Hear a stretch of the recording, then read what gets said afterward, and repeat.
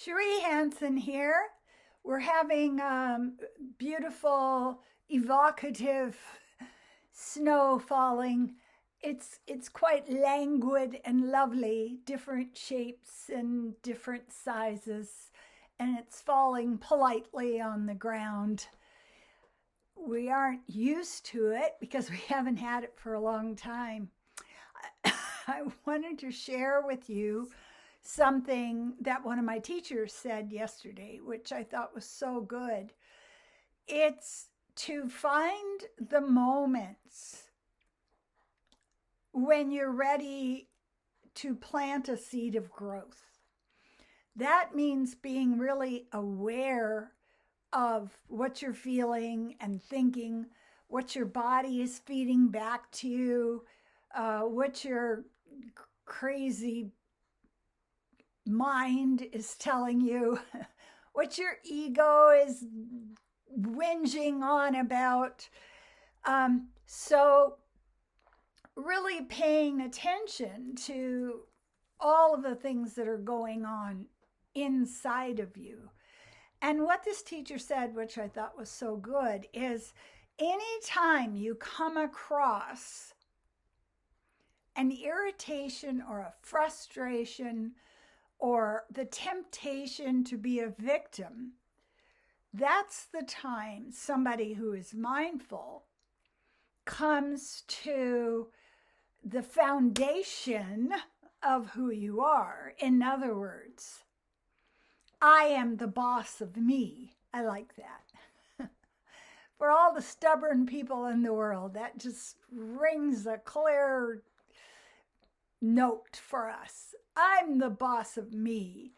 So we come to this stumbling stone. We come to this broken place on the path.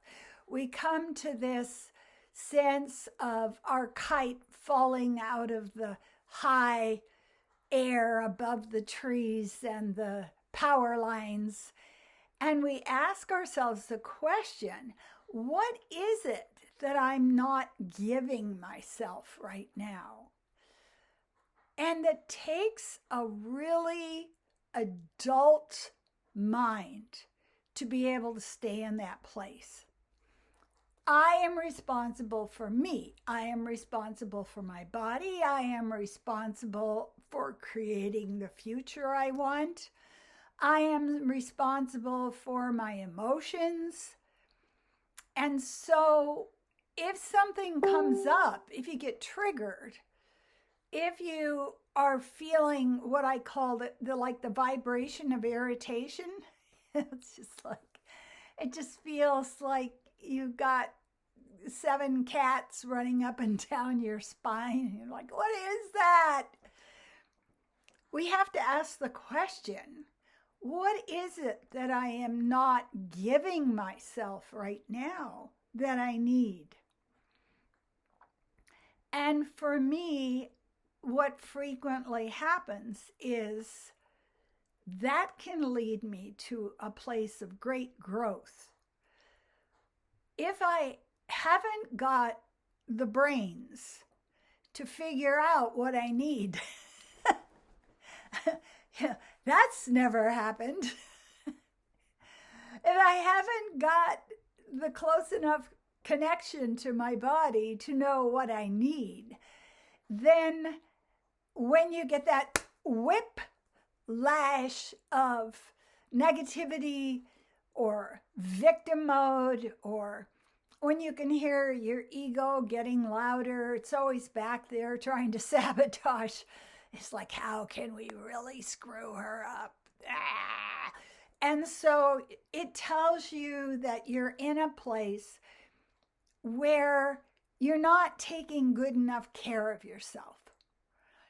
It's very difficult right now with so much crepe hanging, with so much, it's like a video game where, would you like to be miserable for a long time, or would you like to be really, really miserable for a short time? I mean, what shade of blackness would you like to have?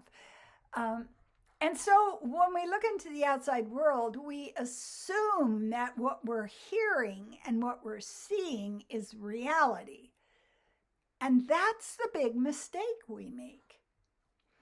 I remember so many times in my life when the reality was very negative. When I was going through school, we had polio and people were dying around me. And so as you're a child with this happening, you go like, oh, I'm going to get polio. I could either be in an iron lung, I could be crippled, or I could die. These are my choices. You know, it's like going to a food truck and selecting which of the horrid choices you have.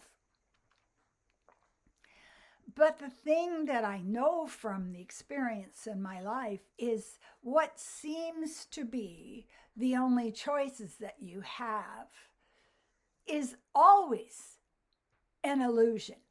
It's always an illusion. We got a vaccine for polio. Many people suffered, but this did not continue. There was the Korean War. One of my teachers went and he was killed. There was the Vietnam War. There was the continuous wars in Iran, Iraq, Afghanistan. And so as you look at the world, you think, oh, there's just going to be war. And what happens is we become so focused on the negative outside of us that we lose our will to make our own world. One of the things I've found has helped me so much through this period of the return of the insanity, I've been through it before,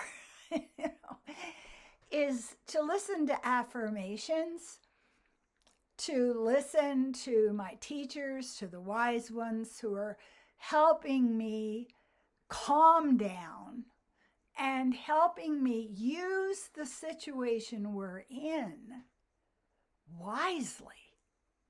How can I go through what we're going through right now and have it be a lesson for growth instead of I always think of it when I feel like that as a fish flopping around in the bottom of a boat. It's just, whoa, there's no water. And we're not at the mercy of anything as much as we are at the mercy of our own thoughts. So continuously returning to the breath, returning to the body, returning to the spirit that you wish to live in can really change your vibration, can really change your reality. It's challenging. I can tell you right now, I can't watch a movie about people casually blowing one another's heads off. Is that a surprise? It's like, no, there's already an anvil on my scale. I can't take it any more heaviness. Just take it off. I want to see shows about gardening. I want to see handicraft shows. I want to watch shows about Victorian people walking through this beautiful green garden, trailing their lace dresses. It's my escape, but it's also a way of me changing my energy. So we're needing to really pay attention to ourselves right now. What the monsters in the world want from us is to focus on them. They want to imprison us in this delusion of a hell world. And if they can do that to us, we're lost. We're absolutely lost. So find out if you're feeling triggered, if you're feeling upset, if you're feeling what I call jagged. Sit down and interview yourself. Like, hello, self, what's going on? And the self will say something like, I can't expose myself to negative movies. I can't expose myself to the news. I can't sit with people who believe that the end of the world is here. I think I'll go to the women's shelter thrift store and buy a beautiful scarf. Maybe I'll buy a couple of sparkly candles that they've got for sale. Or maybe I'll fill out some thank you notes and give them to people that have been kind to me. But I know that I'm feeling there's something missing in my life.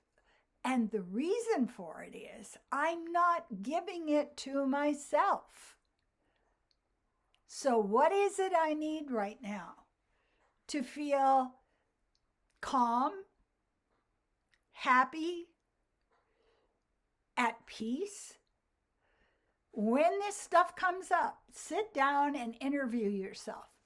Be like one of those really aggressive interviewers. Explain yourself. Try it out. It can get you to a place where you understand that you're the cavalry that is coming to rescue you. You're the one that is making yourself happier. You're the one that's going to keep your vibration high. You are your own hero. And believe me, I'm not finding that trivial.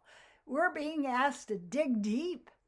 We're being asked to be ferociously focused on keeping our vibration up as we go through this situation. And I think all of us are learning something, whether we want to or not. Sit down and learn long division. No, I don't want to. That's just me and math. So I say this to you. Figure out what you need. What will make your future self into a more secure, a healthier, and a more positive person. We're working 3 months ahead right now. In 3 months, how am I going to look? In 3 months, how am I going to feel? Let's get myself on a plan and do the interview. Sit down today, get your journal out and ask, what can I do to get myself in a place where I'm living at a higher vibration? Try it out. See what you think. I want to thank everybody that's subscribing to my videos. Please subscribe if you haven't so far. Thank you for thumbs up. Thank you for your kind comments. And I want to thank you so much for your support. I appreciate you.